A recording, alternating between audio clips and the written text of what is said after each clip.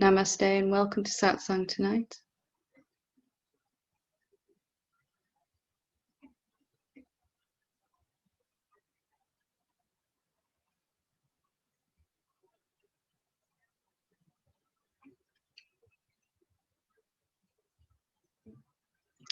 And welcome to anyone that's joining us for the first time. You're more than welcome.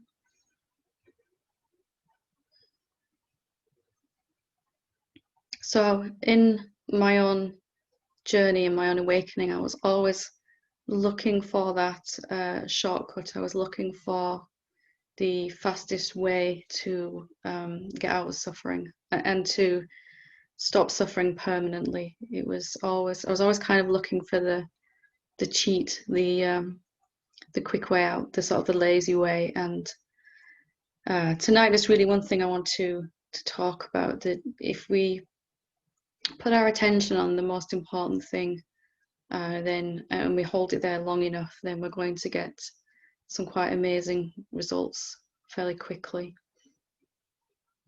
And one thing I see over and over again, and it was exactly the same for me, is that many people have a realization that they're not a separate being, that they're not separate to, that they can't find any edge of their being, that their body has a location and a shape, but themselves, the being that we feel is in the body, when we actually have a look for that, we can't find anything called me. There's only, well, not only, there is this beautiful presence that is the real self, that is the same self in everyone. And it's relatively easy, to have a seeing of that. What I find takes time for people, that I'd really like to slow down and have a look at tonight, is what that actually means for us in our pathway moving forward. Over and over again in my own pathway, I would have this seeing that I wasn't a separate being, and then the very next moment I would seem to be suffering from something. I'll back into the old mindset again. So it's very important really to keep our attention on this fact. If we can't find a separate being called me, this me or my that I refer to when I say my mind, my body, my relationships, my life, even my awakening, where is this me or this my or this sense of I, that when I look for it? And when I actually look, there is only something that is not a thing at all. It is here, it is very present, but it is not a locatable thing. We can say that the real self is here, whether we're calling it silence or stillness or beingness, consciousness, whatever we're calling it, presence, awareness, true self, reality, whatever it is that we're calling it, it's very much present. And we perceive that through our self-inquiry, or perhaps through some glimpse that we're having as to what we actually are. But what does that mean then for our awakening once we have seen that? And over again in my own journey, I skipped right past this part. I really didn't put enough time and attention on this, and because of that, there was a lot of suffering that happened. So if you can't find a separate being when you actually look for one, what does that mean? Well, if you're not separate to anything, if you have no boundary, it means that you are actually everywhere, all the time. If you are not a thing, if what you really are is more like the space in this room or in the room that you're sitting in, it's invisible and intangible, the deepest sense of you, then can that have an edge or a boundary? Can that have, can it come to an end somewhere? Is there somewhere that my sense of presence stops and yours begins? If we were sat here together in this room, would you be able to draw a dividing line between your silence and mine? And what does that mean then? What implications does this have for the rest of our awakening? whether we realize it or not, all of us go back into the sense of other, the sense that there are other beings. All of our problems, all of our challenges, all of our karmic patterns rely on this idea that there are other beings, other things out there that are separate to us. But if you are not a thing, if you are not a separate being, you can't define any edges to where you stop. Even if you only seem to intellectually know this, it hasn't settled deeply inside yet, you can still follow this thought stream through to the conclusion. Can there be anything other than you then? Can there be anything other than the presence that you really are? All of us go back into illusion again and again, dreaming about other beings, other things that we want or need, that we feel are outside of us, separate to us, that we don't have. But what if that was a kind of waking dream that's continuing even for a while after seeing that we're not a separate being? What if the seeing of the fact that there isn't any separation and the implication of that, the full meaning of that, the revelation of what that really means for our life, it takes a little while to cultivate. What are those two different things?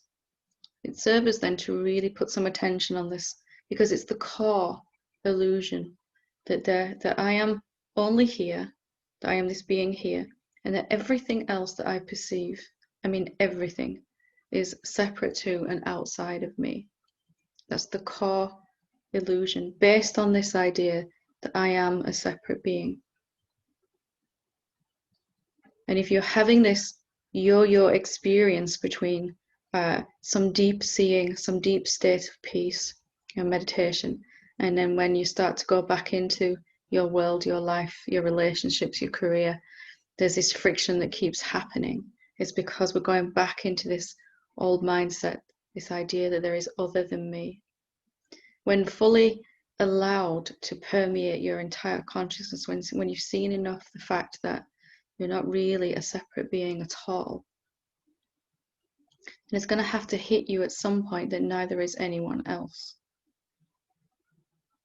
If you're not separate, if there is no boundary where my being stops and yours starts, if I can't find out when I actually look, then can there be another being in reality, actually? Can there be another thing that I want or need that's outside of me, actually? And this long-standing waking dream that we have, that we also keep alive in our memory in the dream state at night, is of this world, that it's full of other beings and it's full of other things. And this continues for quite some time. But if we really begin to really look at the implications of what we're seeing in our self-inquiry, that there isn't anyone called me when I actually look.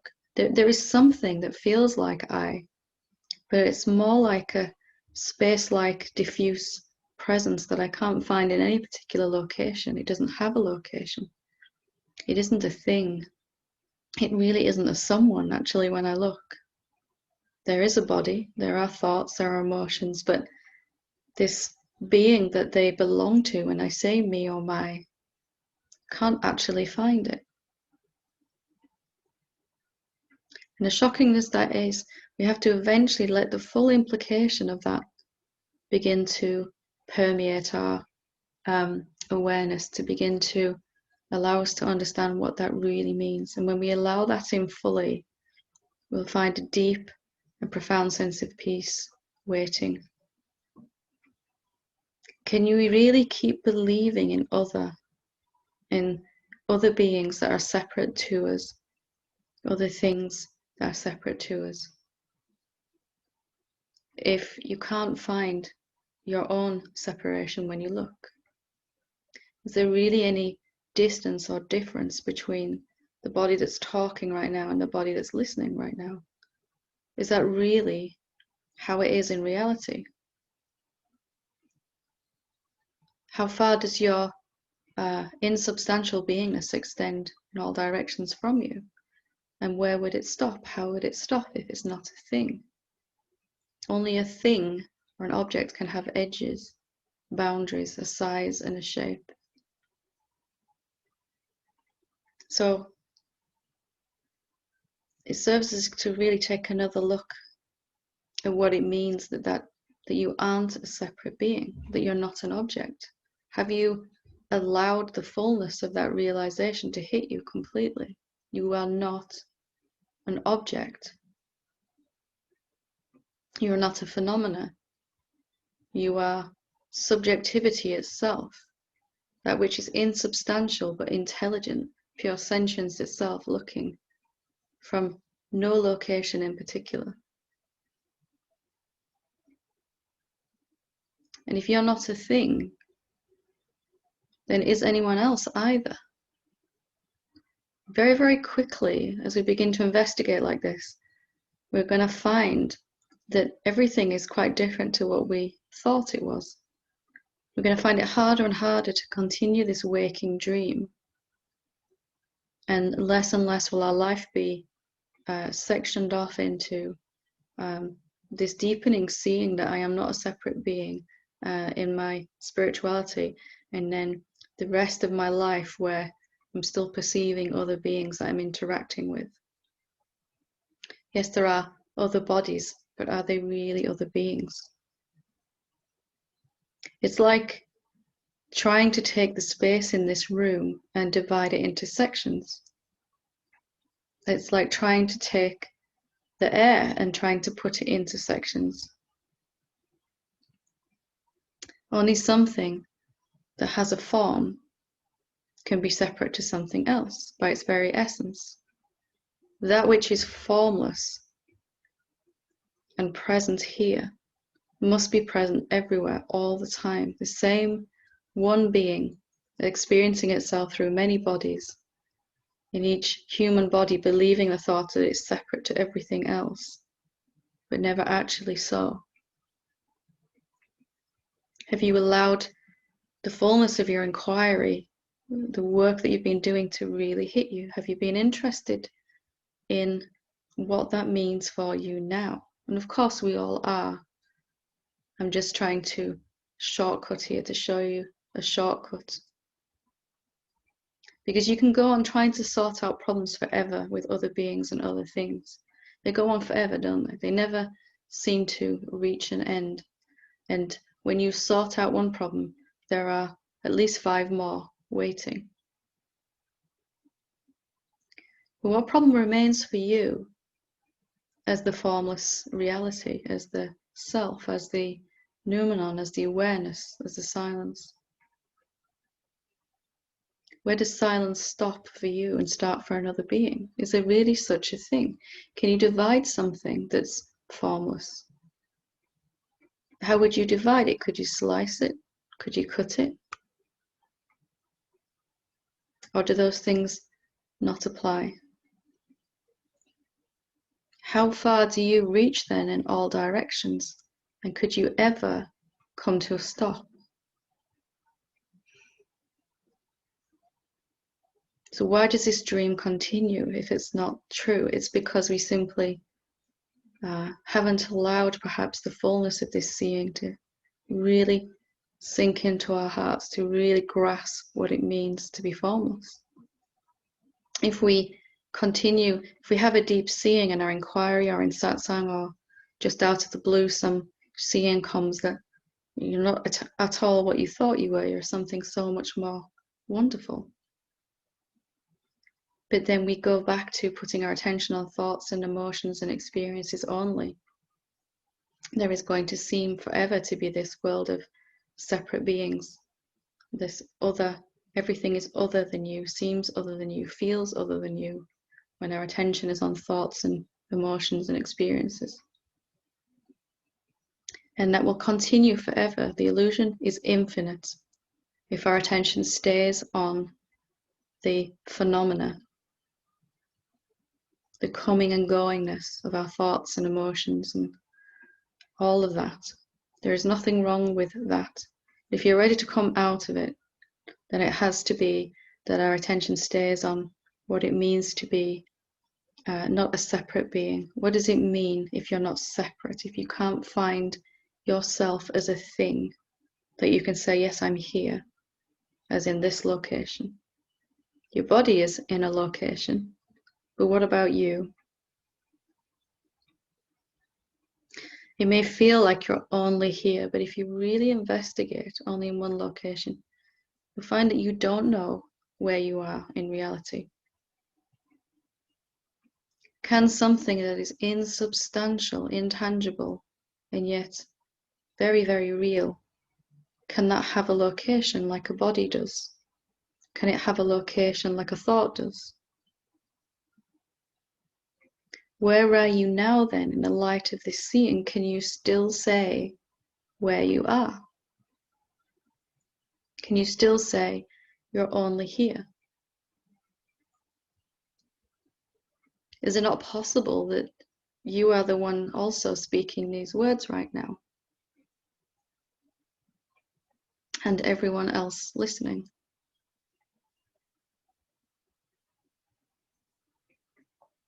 So it's just to bring attention away from the phenomena, noticing this habit to have a seeing, and then to go right back to the phenomenal world to put attention back on the phenomenal world, and to try to even understand what we've seen with our thoughts and with our experiencing. If you can't find an edge to your being, then it absolutely has to mean that you're also the one talking right now, that there is no difference, no separation. If you're not separate to anything, neither is anyone else.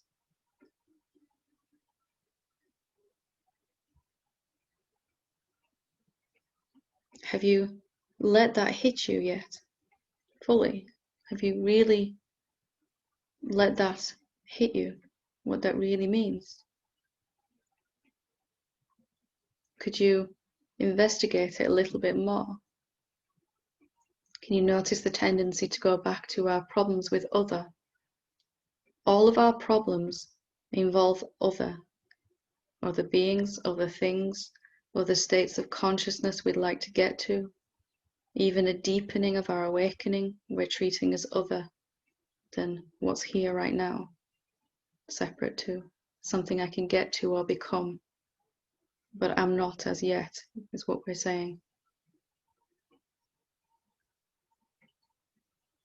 So I invite you in this moment just to really examine what does it mean then if you're not separate to anything?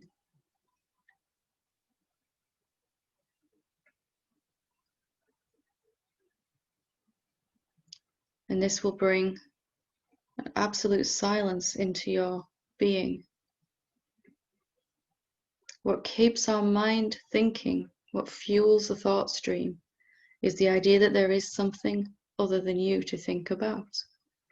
As soon as this idea of other or else or two comes into our consciousness, the mind will be thinking about the other thing that we're sure is there. And what happens to your mind if you see there really is nobody else here except you? If you stop fueling this idea that there are other beings, the mind becomes silent. Sometimes bit by bit, as it was for me, sometimes all at once.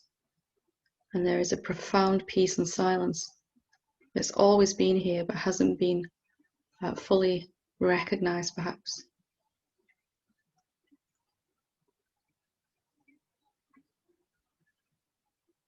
So our inquiry can be a very quick thing, pain relief. I'm suffering, okay, let me look. I'm not a separate being. I feel better now. Or it can be, well, actually, I'm not a separate being. What does that really mean then? And if we're still suffering at all in any way, then there is more to see about the implication, the full understanding of what it actually means that you're not separate at all. And the one who breaks free from all suffering is the one who stays interested in this until it's absolutely obvious that there is nothing other than the self, nothing other than you, that you are that self appearing as all of this, and that the idea of otherness was just a very long and convincing dream that was reinforced from inside the dream because all the other characters in the dream were agreeing that the dream is real.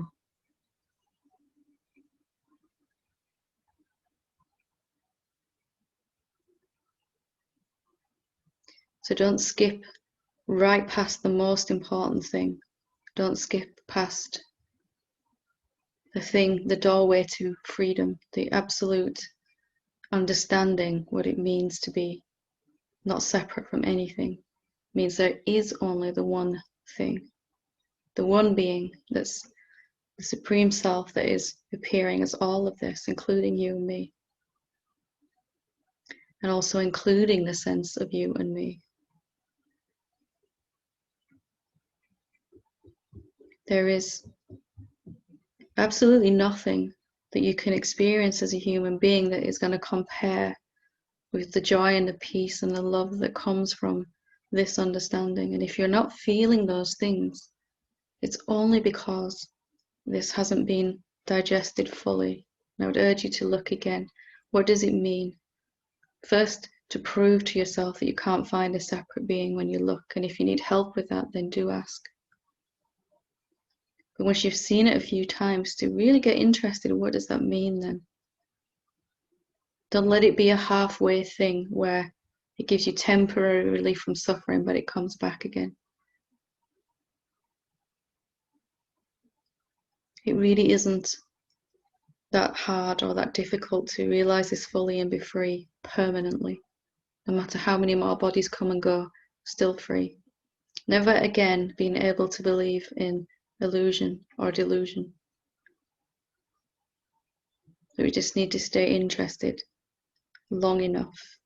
Noticing our mind's tendency to go, self-inquiry, done that, great, okay, not a separate being, check, next. And then right back into our problems with other, right back into our same old patterns.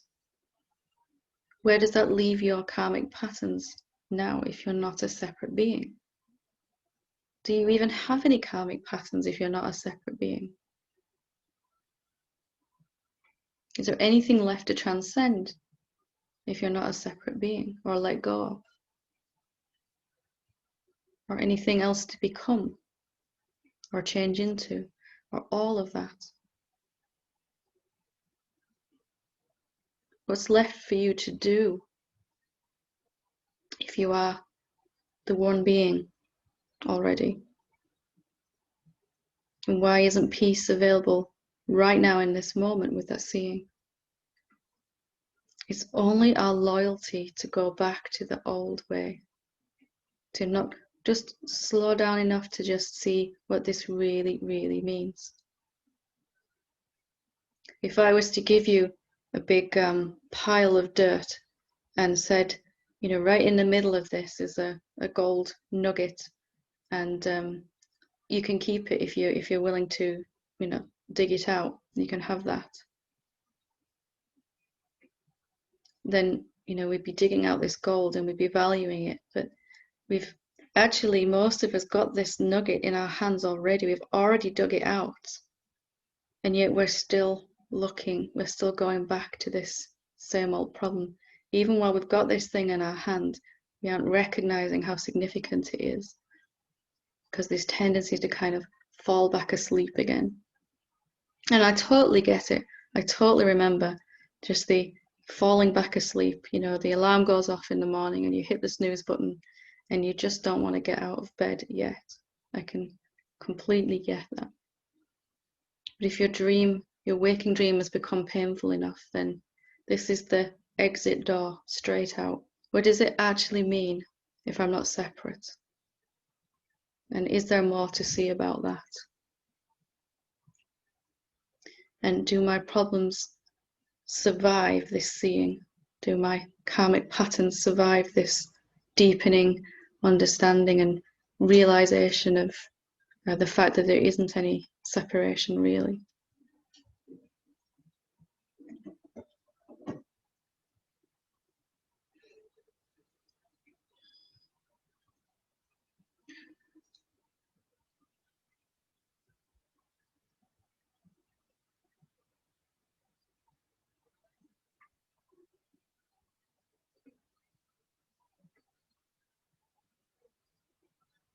If you're anything like I am, then you're always looking for the awakening cheat, and this is the fastest way out of suffering that I've found. I'd urge you to investigate. There's a big green sign flashing exit from this hall of mirrors that we're trapped in. I'd urge you to go through it as quickly as possible. Okay. So I will open it up for questions. If anyone wants to ask a question or to share something, then feel free to do so. If you want to ask a question, you can click on participants at the bottom of the screen and scroll down to the bottom of that section, and there's a little option to raise your hand, so it'll let me know that you want to ask a question. And I'd love to help you see that exit door if you're ready.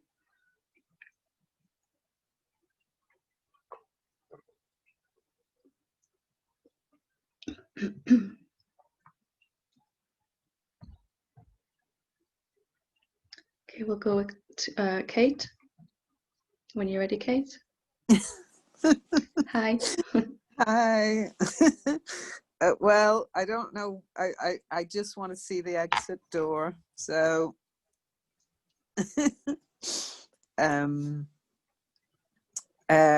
like everything that you've just said is just like,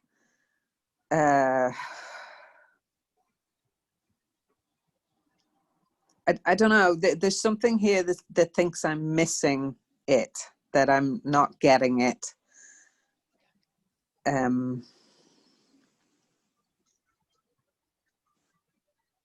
So yeah, I don't. That's all I got. There's a couple of things to get really interested in. I would get really interested in them if I were you. And one is to prove to yourself that you are not a thing.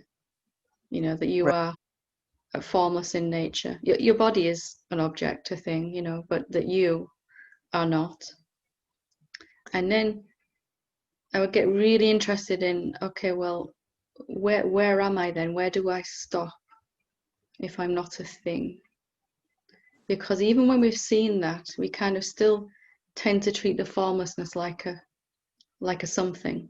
We just assume it has edges, that I'm formless, I am that silence, but still we have this assumption that there is some other being than us. You know, there's a sense of separation, still division inside for most of us. And if you get really interested, can something that is not a shape or a form, can it have an edge?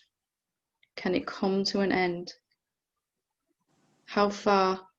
It's very much present because you're looking through this body that you're talking through and asking this question. You're very much here, and you're here as that silence. You're not a thing. And if we think about that silence, where does it stop? How far does it reach in each direction? Can it come to a stop? Can something that's more like space, even less substantial than space you are? You're more like the space in which these objects are all appearing. How far then do you reach? What would bring you to a stop if you're not a thing? Can you have boundaries even as this? And even just to explore this, even without a definitive aha moment, you'll probably feel something very different happening inside. Something opening up, something falling in love or becoming really curious about this. And for me, I'd seen this perhaps 100 times or more and still not really actually looked at what that means then. So where are you now if you're that silence, if you are that formlessness, are you only in the body? Can you say with any conviction now that you're a limited being? Can you actually still hold on to that thought? No. And where do you stop then?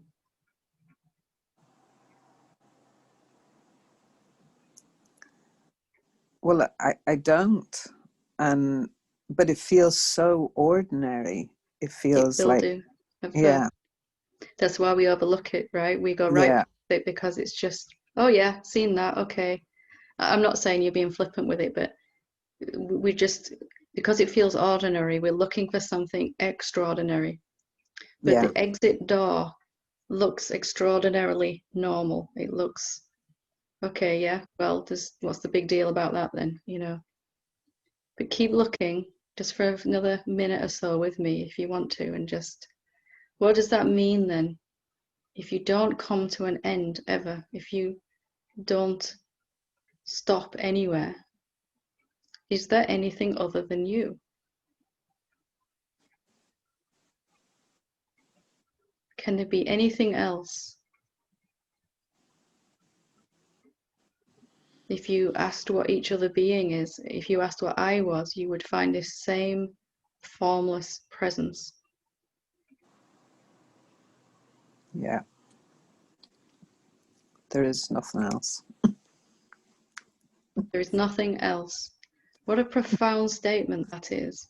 You went through the door, you went through the exit door. Just don't go back in now to the Hall of Mirrors. Yeah, Okay. that's the trick. Of course we will, we all do, but can you see that there is a resistance to thinking in these unfamiliar ways, to Yeah. investigate in unfamiliar ways? And there's also, like, after just seeing the ordinariness of it, there's also like a big kind of whoosh of joy and heart opening, Mm. and that, I think it's that bit that makes me kind of go, oh, maybe I shouldn't, do that. Your body, it may seem ordinary to the mind, but your body will tell you it's not at all Exactly. ordinary. Yeah, Yeah. not Yeah. at all. It's something wonderful that you're touching upon here. Yeah. Um, any any sort of rushing in of joy and peace, immediately mind says, oh, this is going to be too much. Even when we finally look at this peace and joy that we've been searching for, mind goes, oh, well, this is a bit, we should stop here. And how are you going to work with this peace? But it will you'll become accustomed to your body can function in amazing states of peace and joy. You'll be so amazed at what it can do. And each time you have one of these waves of joy and peace, it will become not normal, but your body will adjust to it. You'll get used to it. And every time you investigate this, every single time you look, you can have more peace and joy. Just confirm it again one last time with me. Just where do you stop? Is there anything other than the one being that you are? Can you have any edges, any boundaries? Can you be limited at all by anything? Can anything destroy you or hurt you?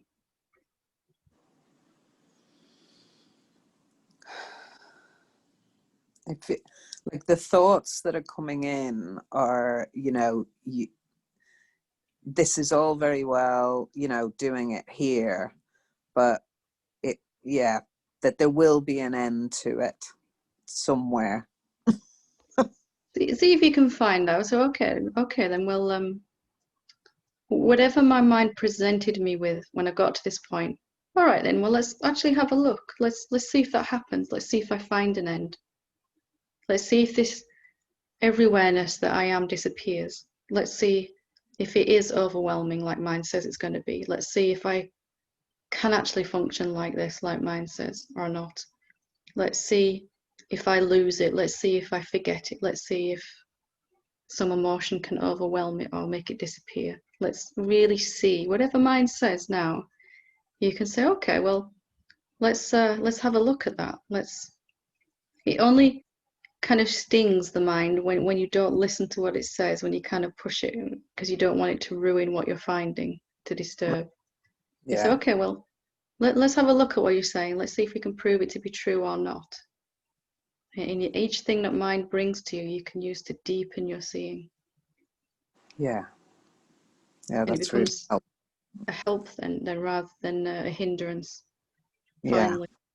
And it begins to ask intelligent questions, finally. The mind says, can I lose this then? You know, what if I can't function like this? It's a good thing to check out, isn't it, before you realize, that before you deeply see. If we're not going to be able to function like this, it's good to find out first.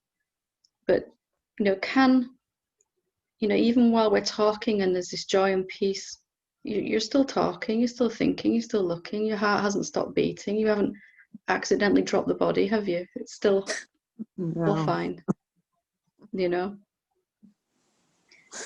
And you might find it's quite the opposite. You might actually finally really enjoy having a body, really, really feeling at home in it. And that peace and everything will just begin to make everything smoother and easier. It's just enough to keep looking again and again, to go where it was like there was this familiar path of thinking, and I was trying to cut my way into a new path. There was all this overgrown, do not go here, big sign of the mind, that says don't go down this path. But the more times you look, the easier it is to look again and look again and look again. And it's enough just to want to see, isn't it? Can you see something wonderful is happening? Just for wanting the door, you went through it. Yeah. Yeah.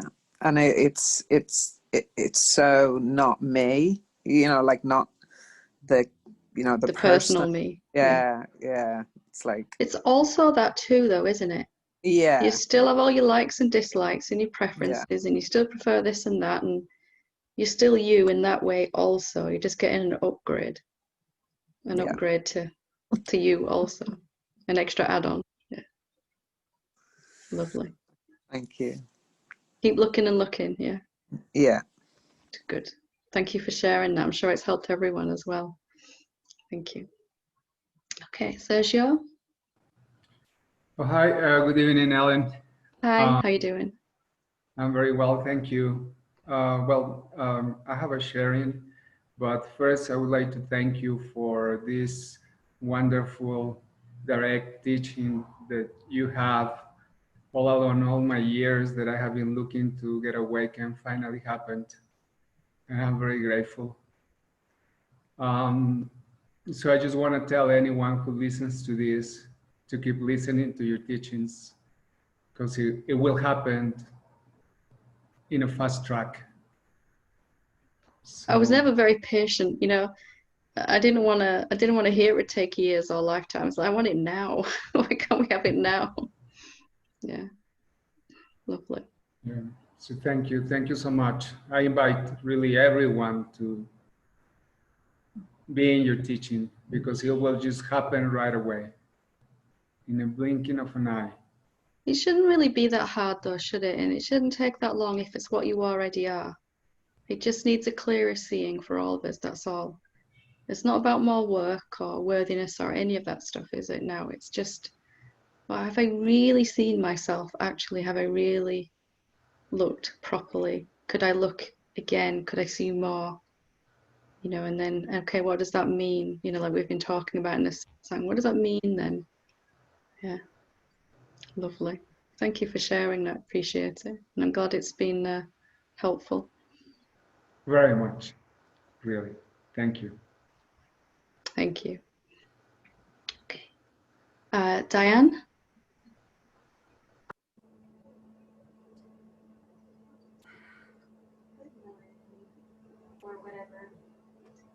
Hello.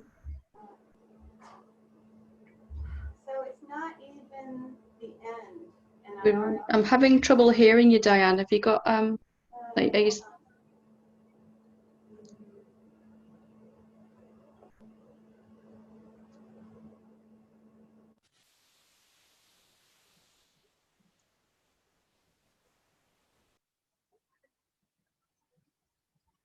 Let's try again. Now you're muted. Can you hear me now? Very, very quiet still.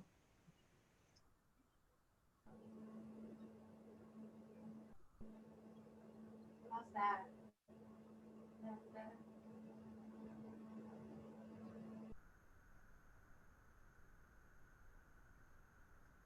Okay. I'll try again. Okay.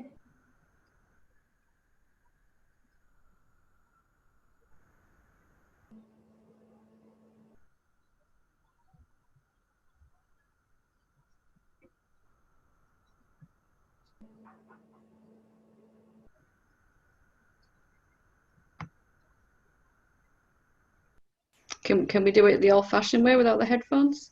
Maybe if you just. I don't know. I have so much technology here.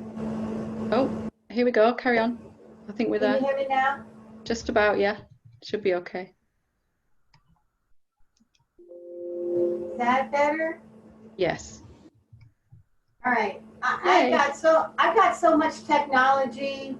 I don't know what to do with it. I can't figure out where to put the camera, and I've got mics and speakers and all this everywhere.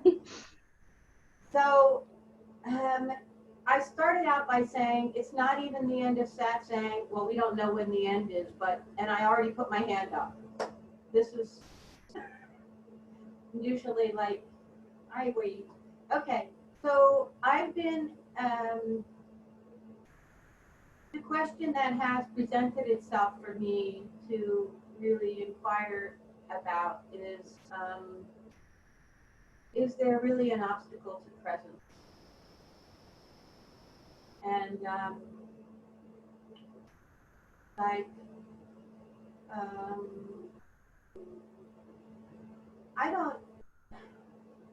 I don't believe there's an obstacle, but there's something that keeps saying, oh, it's hard, there's an obstacle, da da da. So I have to ask, is there really an obstacle? And then, like, so I'm just being with that question and letting what arises arise as an answer. So I'm just kind of, I guess I'm checking in if that's like an intelligent question. I'm not very smart, so. That's a very good question. Do you mean an obstacle as in, can something block you from it? Yes. Or, Is there an obstacle to presence?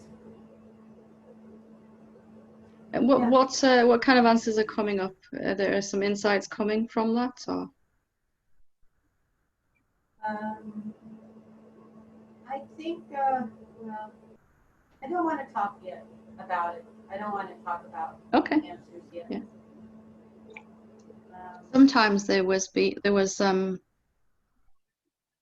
question that suddenly came very alive for me, suddenly very important like that. And as we were saying before, sometimes mind will bring you an obstacle, a doubt or something, which becomes a very important question if you work with it, and that can be a beautiful thing. And if it's alive for you right now, that question, then definitely it's important. Yeah. I will say there is I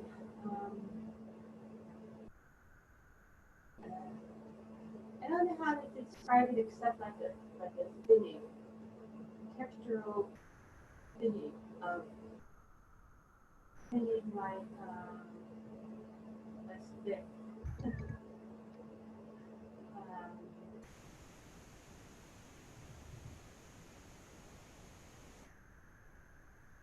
I don't have any other thing right now.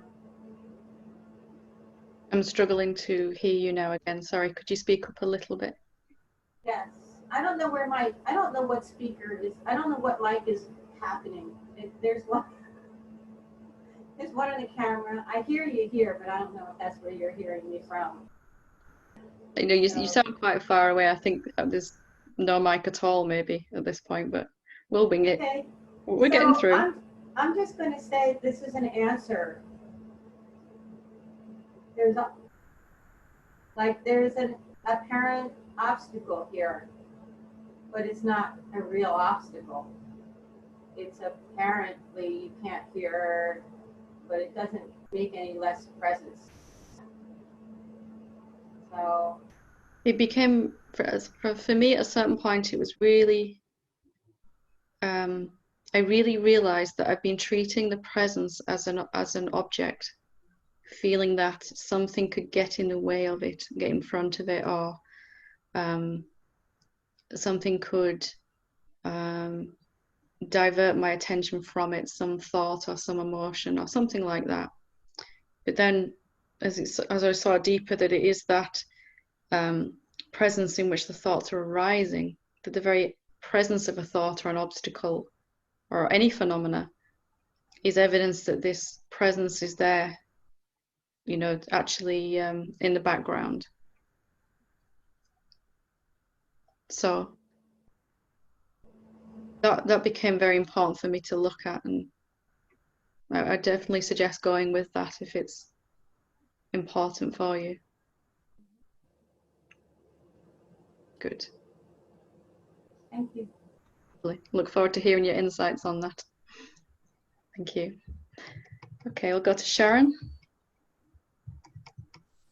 Hi, can you see me? Because that's not me, the dog. Yes, you look, yes, anyway, yeah, you look lovely. Mentioned the never-ending story, and that's what it looks like. You know, in the never-ending story, the nothing was look like. Yeah, it looks, yeah. I want to tell you what I'm overwhelmed with tears. I was not feeling like this before. On Thursday mornings, for years and years, I share on A Course in Miracles, and I have such a conviction now that I know what I am. And yet I'm overwhelmed with tears because there's something in me, and I don't know what it is, well, I guess it's the truth that I'm so grateful to you and to everyone. There's been so many beings that have helped me. And I knew when Michael brought you into my life, I knew that was going to be it. And so now I don't know if I'm grieving about it or I'm happy about it, or, you know, you would think, I guess it's because the unworthiness or the guilt. I don't know what it is, Helen. I feel so grateful. I wish you lived here. Because I'd be... If it's warmer and drier than it is here, you might be on there because You know, and my friends, some of them are here, and I'm a very emotional person to begin with, extremely. So I figured someone like me with these emotions would never, ever wake up, never. And I know that's not true. And, you know, I know that the self moved me in the places where the self wanted me to be. And I'm just like amazed, and there's a disloyalty that I feel to my family, because I have like the sense of freedom and they don't, you know, and that certainly is coming from the ego, right? it's somebody in any group, in any family, has to be the first one to wake up. You know, somebody has to go first. But I wouldn't tell them. I don't want to tell them. I don't want to make them feel like I don't tell people anything really, because number one, I don't think the ego lets you tell anybody anything. You know, I've said things to my sisters and they just ignore me. And I watch and I can see that the suffering is something that they are in. But you know, the thing that's really amazing to me is that I knew the moment I heard you that I was going to be following you, and I was going to do, and whatever I did, I didn't do it myself. It was all done by the self. So it was the same for me when I found I just knew this being is going to finish it off for me. I just knew. If I just hang around this being long enough, not that they're doing something, but they're just undercutting all the assumptions that keep us suffering, you know, and that's, but it's still up to the individual person to apply that and to assimilate it, and you've done that. You know, you've been consistent, you've challenged your assumptions, and you're starting to see the results of that. So, and yet I still distract myself with food or watching a movie because I just can only take so much of just because I watch you a lot. I watch the you know, the dissolving the ego. So you need a break. So I'll go for a walk with my dog, or I'll even watch a Netflix, and I don't think it matters. even, you know, the more that you realize you are this, the less you're going to have to time you're going to have to spend. You know, I don't spend my entire life in satsang now myself. I mean, my life is a satsang kind of, but you know, it's perfectly fine to take a break and do something, and it's a healthy thing, isn't it? You know, and we for a while we're all kind of really obsessed with this. We have to be by the very nature of it to really see it. But then as you start to see it and see it and see it, and the implications of that really start to begin to hit you, what you really are, then it can be a taking your foot off the gas a little bit and chilling out, and yeah, it's and actually a lot more fun and joy will start to happen naturally, spontaneous. Well, you know, usually I know what I'm crying about because there's a story, but there isn't one. I could say I feel disloyal, but that's just more of the same stuff. But a story I told about myself being codependent. But you know, we had a beautiful Sangha last night, and you know, if I have to, Loretta was in our room, and I loved what she was sharing because it was so clear to me that nobody here is doing anything. We're being moved because there's no back of us. So how could we do anything here? We're being lived. Finally, I got that last night. I think I got it. Waking up, and nothing can stop it. When it wants to wake up, it will wake up. Right. But it will draw to it the means for that to happen. It always does.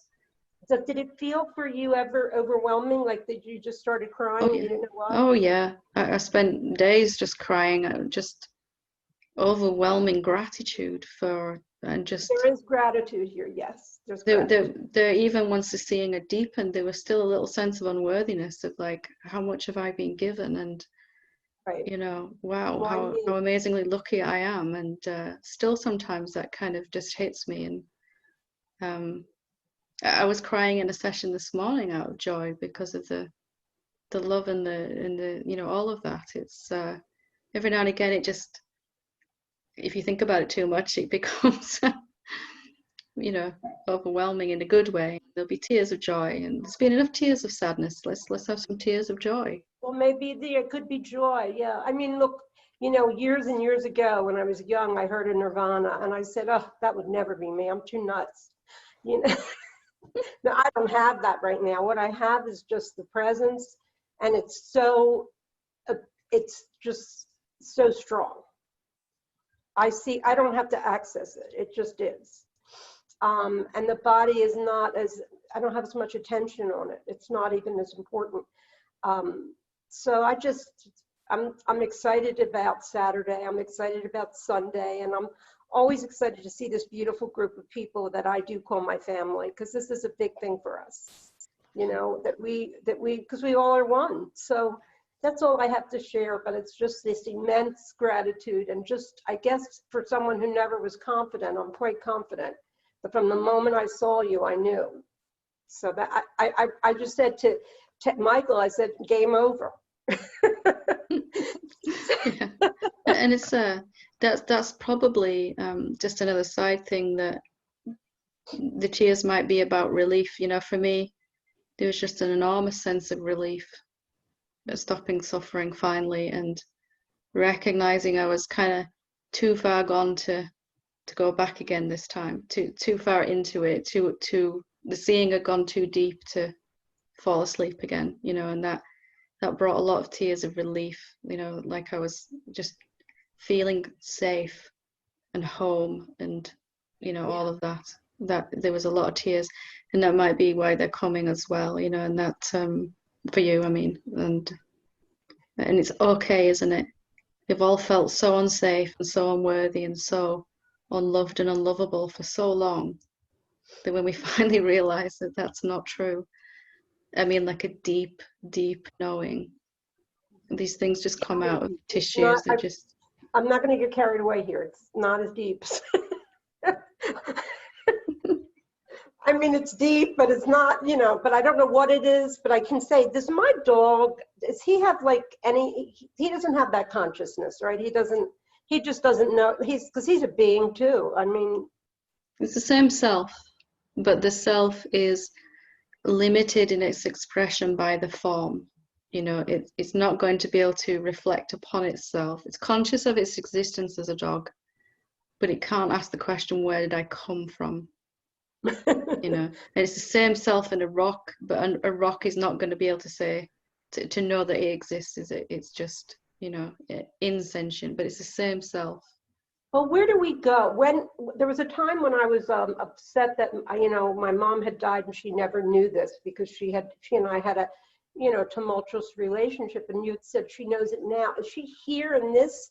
Is there a different realm that we go to, or do we just stay here? Because I know where can you go when you're everywhere?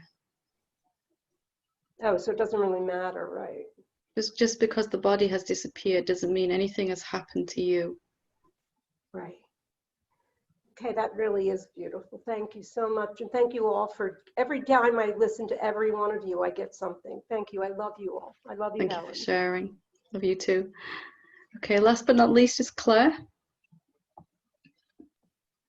Hi, Helen. Hello, how are you doing? It's a bit of a, I think it's a bit of a share, really. I was, at the beginning of, when I came to Satsang at the beginning, I used to suffer a lot from being overwhelmed. You used to say, what's overwhelmed? What's overwhelmed? I used to have to look. And this last 2 or 3 days, I've been really overwhelmed. And I felt like I'd taken such a backward step. And actually, it wasn't just me that knew that I was overwhelmed, because everybody around me has been going, oh, what's happened? You lost your mojo, you know, you suddenly Completely. And I felt like again. I'd really taken a backward step. And as much as I asked the questions, and I can hear you at my first intensity saying, well, what's overwhelmed? I couldn't. And I've taken an extra day off work over the weekend, just so that I could but then just tonight, I've just sat here and I've gone, it's gone. And I was back to just sitting in the chair and not knowing where the chair was, where my hands were, where I was. Nothing in this room appears to have any edges at the minute. And it just... I love how matter of fact you say that. There's no edges to anything right now. And then you just carry on as if it's normal. Well, it is. But it was just, yeah. But I couldn't... I've listened and I've done what I call the right things. But it wasn't until something must have been said, or something, or maybe it's the fact that I've stopped and I know I'm not going to work tomorrow, but it just seems to be, it was very strange. I was just like, oh yeah, okay, yeah. Kind of just... You probably find it didn't touch you in the same way. It didn't, it might have just been going on, that overwhelmment, and it wasn't identified within the same way as it was before. And you know, these things come to the surface. You probably found that you dealt with it better. It didn't last as long this time. And when it's gone, there is a clearer seeing underneath it that comes. You might be experiencing that right now. Like the fog is gone and I can see even clearer than before it was there. Yeah. It's like these waves that came, this wave of stuff came up to be let go of. And when it went, it left me in a better place than I was before it came up. So I began to, you never enjoy this stuff coming up, but to realize that was part of the process, some stuff. And then when it's gone, there's a even quieter silence, which sounds a crazy thing to say, but I know you get that. It's a deeper peace, a clearer seeing, and more of a certainty, you know, that is left in its place when it's gone, because the body's kind of let go of some stuff, and then there's more space for that peace. Yeah, there was like at one point today, it started on Tuesday morning, and I think even up to lunchtime today, I was like, this is never can't do anything right. It's just going to sit there and hang on like a rock. And then it's gone. Yeah. I'm just sat here in my chair with no edges. No edges. It's sometimes the deeper the seeing has gone of what you really are, these old energies will come up quite intensely like that. You know, just to be let go of, because they're less and less in alignment what you know yourself to be now. You know, that you're not someone that can be overwhelmed, and that's clearer and clearer and clearer. This stuff has to just come up and out. And I know you know that, but it never hurts to hear it again, that and less is it affecting you. You know, you're just sometimes I just be walking around with some fear just coming up, and just all I had to do was just feel it. You know, once the seeing had gone clear enough, I didn't need to do any inquiry in that way. Then there was just okay, I'm just going to feel this until it's gone. And then when it left, there was just this even deeper silence than before. And you could feel that something had just left the tissues of the body. Even there was something just lighter, more open, more spacious, and more able to reflect that light of what we really are, clearer. Yeah. It's lovely. Good. Thank You can survive anything. You get through that, you can get through anything. It was a look of shock on everybody else's face going, Claire's having a meltdown. And I was like, it's not me having a meltdown, it's just my body. It'll be all right in a little while. Just leave me be and I'll be fine. Lovely. And thanks for sharing. Appreciate it. Okay. Lovely. So thank you for joining me, and namaste.